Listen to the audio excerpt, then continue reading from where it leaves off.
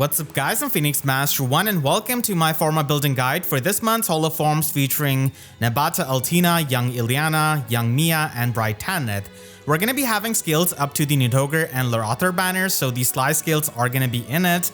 And let us take a look at Nabata Altina, which nobody really expected in this holo forms. So technically she is a Radiant Dawn unit, but she's here in the Path of Radiance holo forms and she's not all that old unit. So she has got her preferred Brave weapon, which is a dual phase Brave weapon with -1 special cooldown, and it also has distant counter built in it, so she can function as an Omni tank, and then she can debuff the opponent's attack, defense, and resistance depending on 20% of her visible resistance plus 5. So it is going to be around 10 to 12 debuff, and she has got the Scal effect built in this weapon.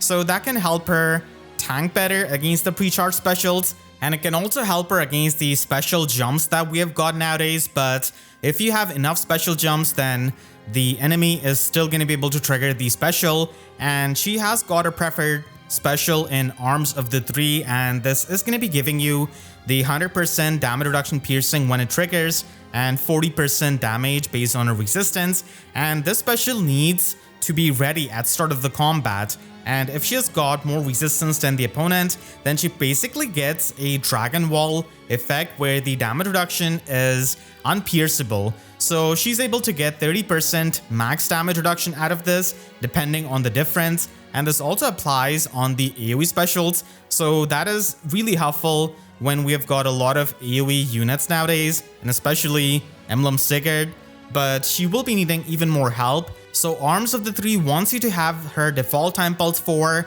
so even if you pick any kind of other slotsy skill, she wants to run it, and her base kit is not really all that bad.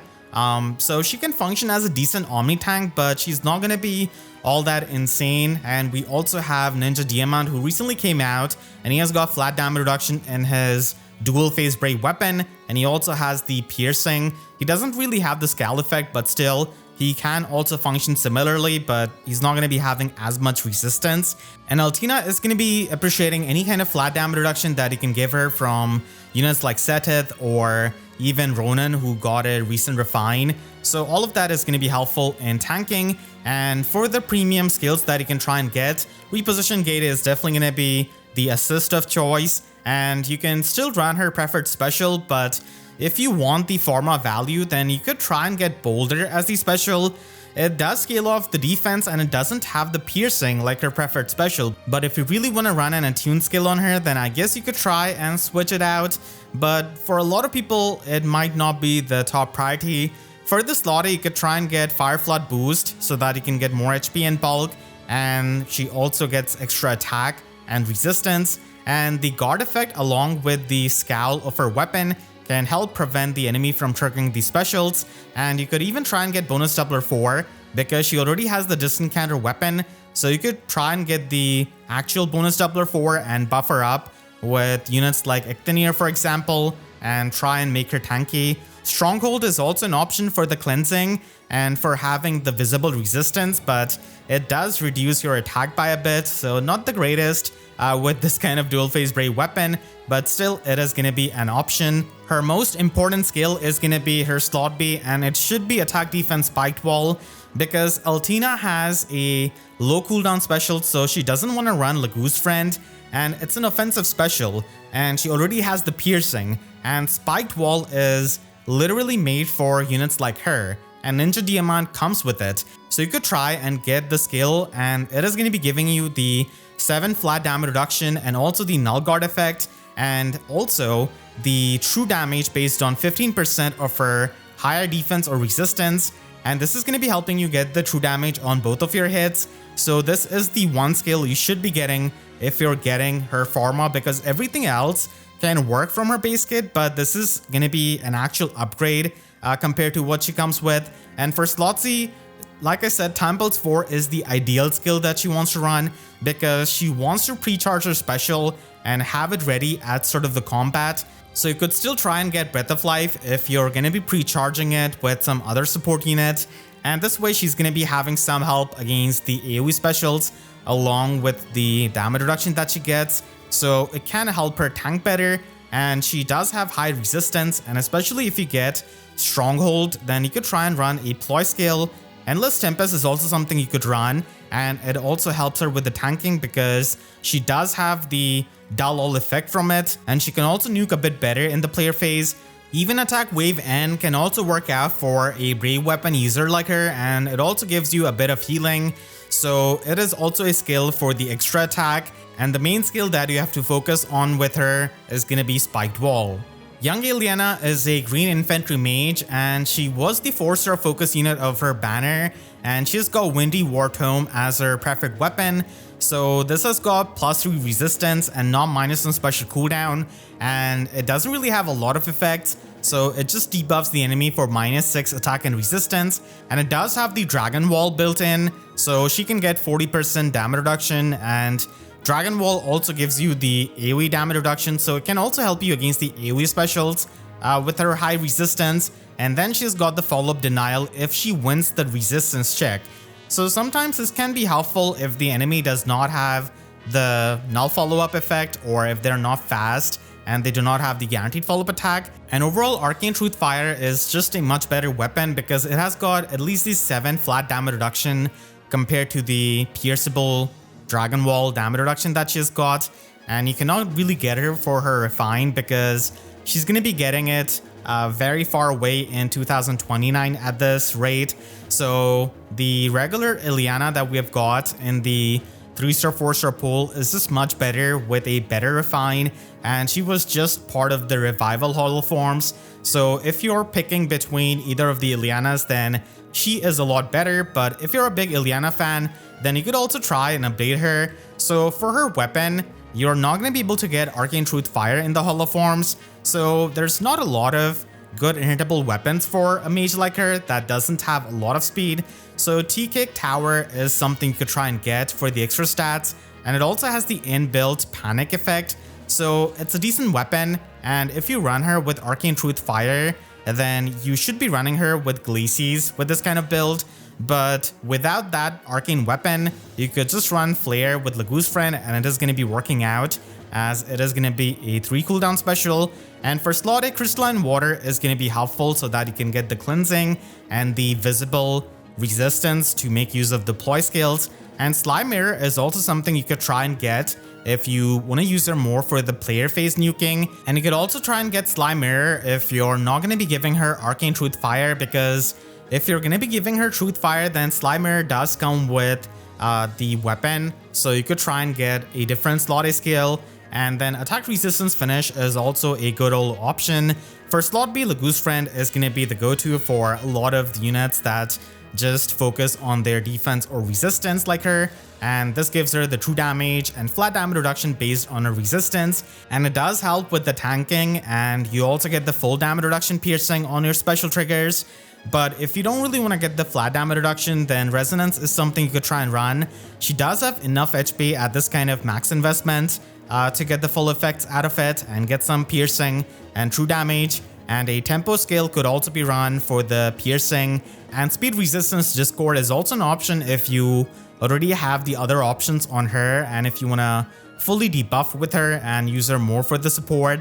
And for slot C, Ploy is going to be the natural option with Crystalline Water. Again, this does come with Arcane Truth Fire, so maybe you could try and get the other slot C skills that I've recommended here.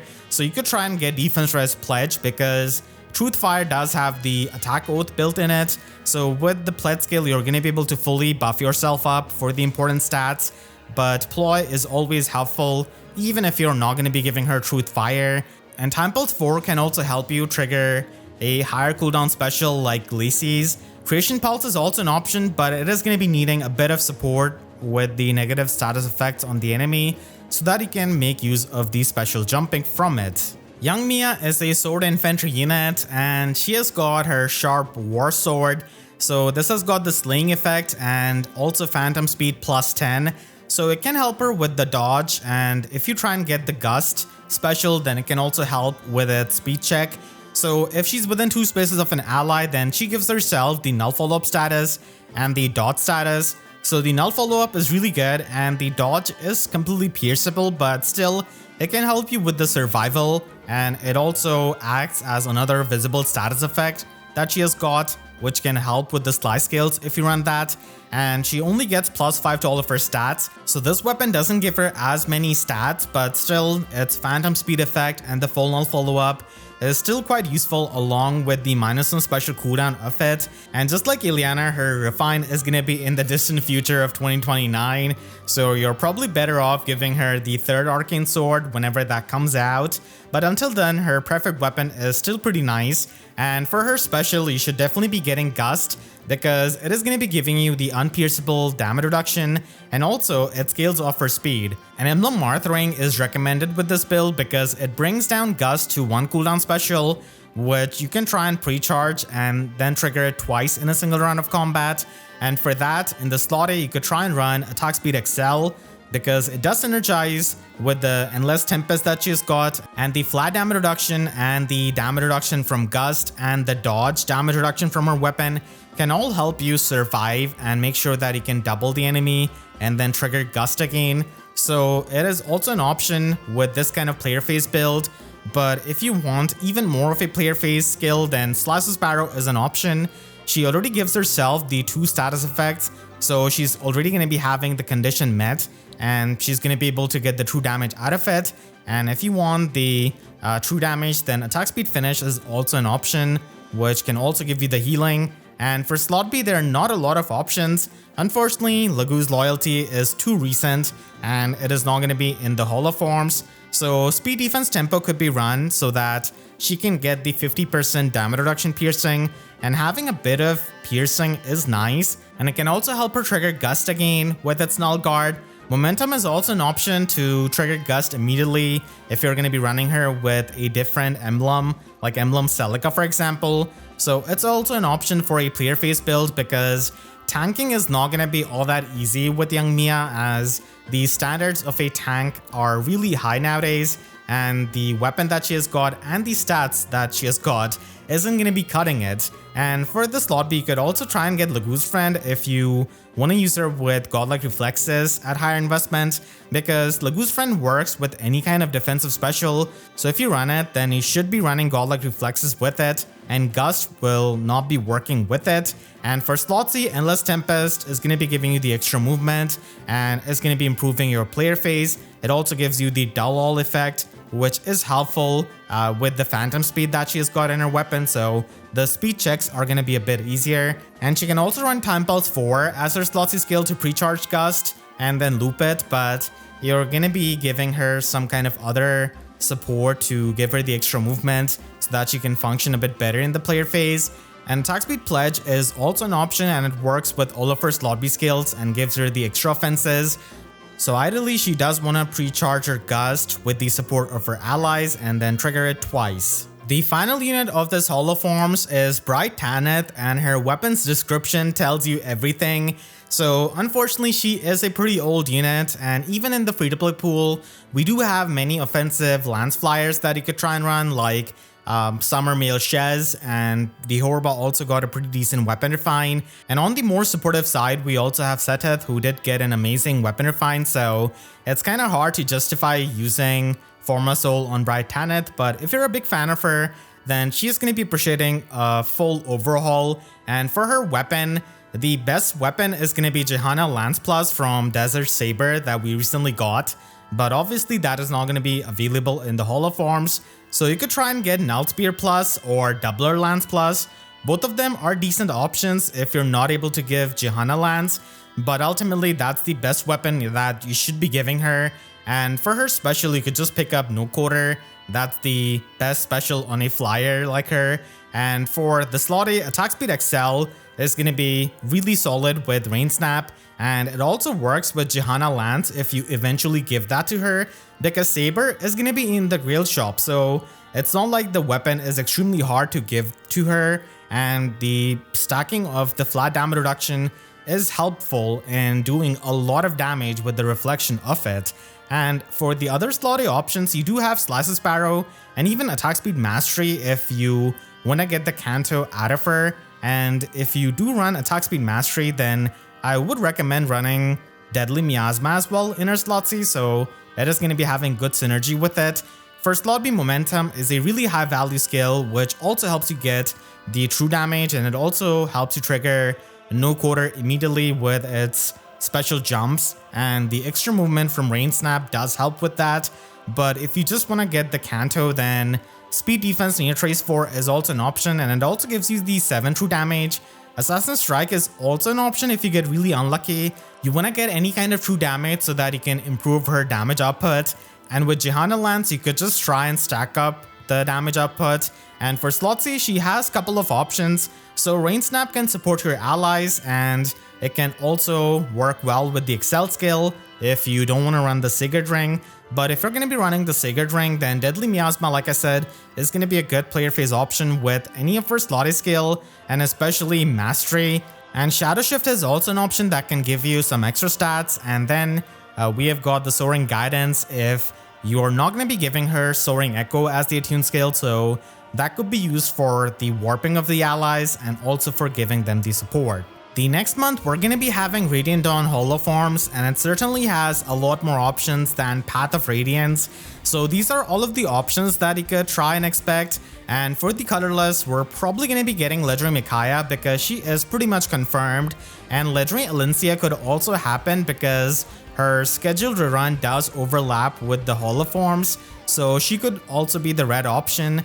And the Ninja Zelgius is also going to be one of those recent units that they could try and put, and he is going to be appreciating the twin save. And sometimes they put a unit that is kind of old, as we have seen with Nami and also with Bright Tanith now. So I guess Flame Trap Mordecai kind of fits in that criteria, so he could be an option for the green pool, and he's also in the Grail shop. But if we're not going to be getting Legendary Alencia, then I guess Lucia could also be an option for the red color. For blue, I think Jeffrey could also happen, but Karean Soren would also make sense. Ninja Heather is also in the Divine Code, so a lot of times they do put the Divine Codes units in these holoforms. So these are the most likely options in my opinion, and come back to this video next month to see if I was right or wrong. And I want to thank all of my team members for their constant support, and you can click the link on the screen right now to check out my breakdown of the new desert banner, and make sure to subscribe and hit the notification bell because YouTube sub boxes are about as functional as Lagu's friend on Nabata Altina. So with that, so I'll see you guys next time. Thanks so much for watching and have a great day.